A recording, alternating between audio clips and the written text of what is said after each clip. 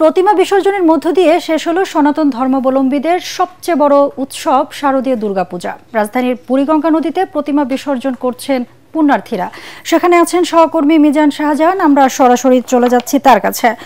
মিজান, প্রতিমা বিসর্জন নিয়ে আপনার কাছে কি কি তথ্য আছে আমাদেরকে বিস্তারিত জানাবেন। রাত্রি, আপনাকে ধন্যবাদ এবং শুভ বিজয়ের শুভেচ্ছা। আমি বুড়িগঙ্গা নদীর তীরে দাঁড়িয়ে আছি। এখানে বিকেল 4টার পর থেকেই দেবীদের বিসর্জন দেওয়া হচ্ছে। আমি সনাতন ধর্মাবলম্বীদের সঙ্গে কথা বলেছি।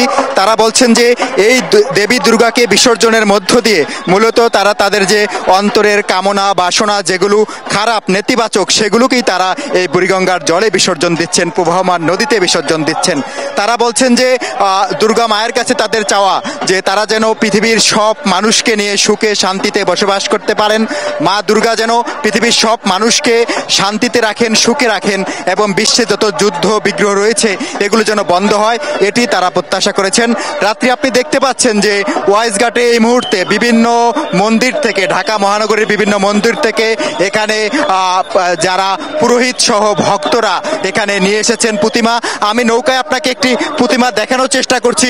এই প্রতিমাটি এরই মধ্যে নৌকায় তোলা হয়েছে এবং এটি বিসর্জনের জন্য বুড়িগঙ্গার মাঝামাঝি অবস্থায় অর্থাৎ গভীর বুড়িগঙ্গায় নিয়ে যাওয়া হচ্ছে। এখানে যে পুরোহিত রয়েছেন সেখানে বেশ কিছু আনুষ্ঠানিকতা রয়েছে, অর্থাৎ এই আনুষ্ঠানিকতার মধ্যে রয়েছে যে এখানে মন্ত্র পড়ার ব্যাপার রয়েছে। তারা তাদের দেবী দুর্গাকে বিদায় দেওয়ার ক্ষেত্রে বেশ কিছু ধর্মীয় ব্যাপার রয়েছে, সেগুলো তারা পালন করে এখানে নিয়ে যাবেন। আর এই বুড়িগঙ্গা এলাকায় আইন শৃঙ্খলা বাহিনীর ব্যাপক সদস্য এখানে মোতায়েন করা হয়েছে। পোশাকধারীকে আইন শৃঙ্খলা বাহিনীর সদস্যদের পাশাপাশি সাদা পোশাকে অনেকে মোতায়েন রয়েছে। একই সাথে ফায়ার সার্ভিস, তারপরে নৌ পুলিশ, কোস্টগার্ড, এমনকি নৌবাহিনীরও ডুবুরি দল এখানে প্রস্তুত রয়েছে যাতে কোনো অনাকাঙ্ক্ষিত দুর্ঘটনা না ঘটে। এবং একই সাথে আইন শৃঙ্খলা বাহিনী থেকে বলা হয়েছে যে যারা সাঁতার জানে না তারা যেন নৌকায় না ওঠে। আপনি দেখতে পাচ্ছেন যে যে প্রতিমাটি এখন নৌকায় তোলা হয়েছে এটি আগামী 2-1 মিনিটের মধ্যে বুড়িগঙ্গার গভীরে নিয়ে যাওয়া হবে এবং এটিকে বিসর্জন দেওয়া হবে। এভাবে এখানে বিকাল 4টা থেকে এখন 6টা, এই 2 ঘন্টায় প্রায় 25 থেকে 30টি মন্দিরের প্রতিমা বিসর্জন দেওয়া হয়েছে।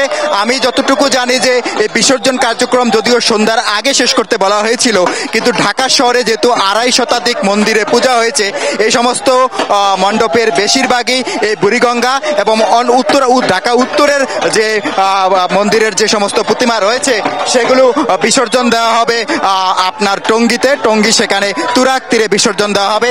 আপনি দেখতে পাচ্ছেন যে এই মুহূর্তে নৌকায় করে ভক্তরা উল্লাস করছেন। তারা আজকে তাদের কাছে দিনটি একদিকে যেমন বিষাদের, অন্যদিকে আনন্দের, কারণ তারা দুর্গার কাছে যে এতদিন যে প্রেরণা পেয়েছেন, তাদের দুর্গার কাছে প্রত্যাশা যে তিনি যেন পৃথিবীকে ফলে ফুলে ভরিয়ে রাখেন।